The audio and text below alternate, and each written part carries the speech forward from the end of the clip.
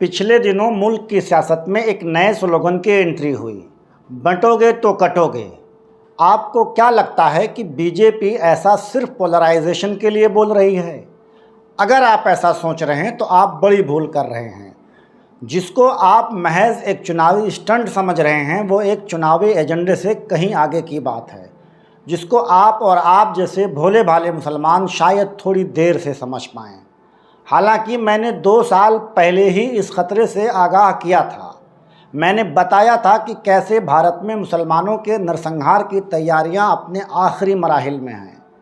2 साल पहले genocide watch की जिस रिपोर्ट के हवाले से मैंने आगाह किया था, अब हिंदू इंतहा पसंद ग्रुप मुसलमानों के उसी नरसंहार को अमली जामा पहनाने की कोशिश कर रहे हैं। जेनोसाइड वॉच की एक दूसरी रिपोर्ट में दावा किया जा रहा है कि भारत में मुसलमानों का नस्ली सफाया किसी भी वक्त किया जा सकता है।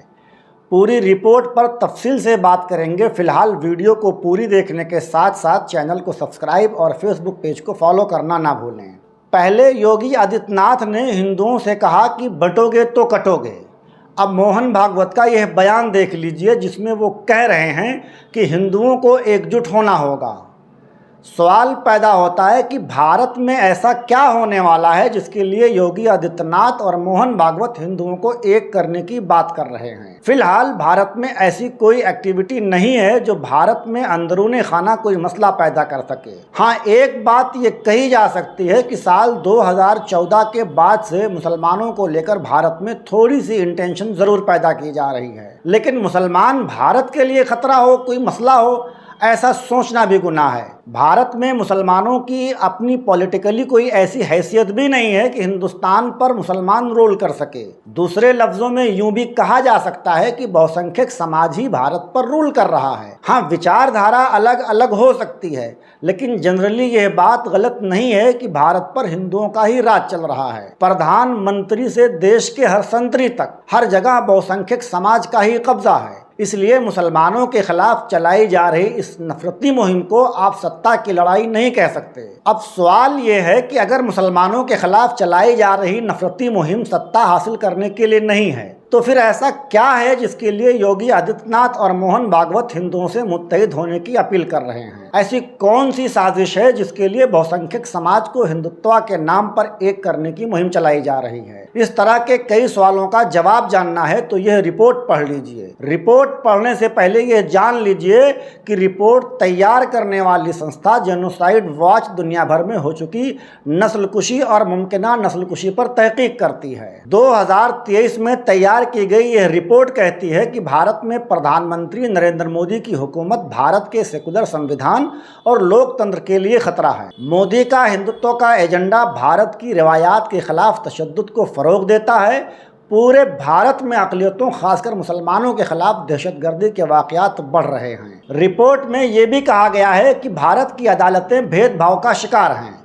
जेनोसाइड वॉच ने बीजेपी की तरफ से मुसलमानों और दलितों के खिलाफ हमलों को संगीन बताते हुए अपनी तजावीज़ में कहा है कि अक़वाम मुत्तहिदा को भारत में मुसलमानों के खिलाफ भेदभाव की तहकीकात करनी चाहिए। भारतीय सुप्रीम कोर्ट को एक आज़ाद कमीशन कायम करना चाहिए जो मुस्लिम नस्लकुशी के वाक़यात की तहकीकात करे। कश्मीर में जराइम करने वाले भारतीय फौज और पुलिस के खिलाफ मुकदमात चलाए जाएं। स्पेशली प्रधानमंत्री नरेंद्र मोदी को बीजेपी के उन लीडर्स के खिलाफ कार्रवाई करनी चाहिए जो मुसलमानों के खिलाफ फसाद भड़काने का काम करते हैं। इस रिपोर्ट में कही गई बातों से किसी को इख्तलाफ हो सकता है, लेकिन हालात का जायजा लेने के बाद आप इस रिपोर्ट को झुटला नहीं सकते। आपको याद होगा बहराइच में दुर्गा विसर्जन को लेकर राम गोपाल मिश्रा को अपनी जान से हाथ धोना पड़ा। बाद में बहुसंख्यक समाज के शरपसंदों ने पूरे इलाके में मुसलमानों के मकान और दुकानों में आग लगा दी। खबरों के मुताबिक कुछ घरों में लोगों को बंद करके बाहर से घरों को आग के हवाले कर दिया गया।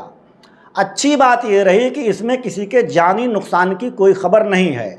बाद में इस पूरे मामले में पुलिस ने एकतरफा कार्रवाई करते हुए सिर्फ मुसलमानों के खिलाफ कार्रवाई की। वीडियो रिकॉर्ड किए जाने तक खबर है कि पुलिस ने बहराइच मामले में आरोपी सरफराज और तालीम को एक इनकाउंटर में मार गिराया। पहले जब फिरका वाराना फसादात होते थे तो मुसलमानों को जानी माली नुकसान सिर्फ भीड़ पहुंचाती थी, पुलिस सिर्फ तमाशा देखती थी। बहराइच मामले में पुलिस ने सिर्फ तमाशा नहीं देखा बल्कि बहुसंख्यक समाज की डिमांड पर सरफराज और तालीम का इनकाउंटर भी किया। पुलिस की इस हरकत को आप चाहे जो नाम दें, लेकिन इस बात से इनकार नहीं कर सकते कि बहराइच के पूरे मामले में पुलिस ने सिर्फ भेदभाव नहीं किया, बल्कि जेनोसाइड वॉच की रिपोर्ट के मुताबिक मुसलमानों के नरसंहार का माहौल भी बनाया। बहराइच और मुल्क के दीगर इलाकों में चलाई जा रही मुसलमानों के खिलाफ नफरती मुहिम को देखकर क्या ये नहीं कहा जा सकता कि योगी आदित्यनाथ और मोहन भागवत बहुसंख्यक समाज को अक़लियतों स्पेशली मुसलमानों के खिलाफ मुत्तहिद करके उनका नरसंहार कराना चाहते हैं।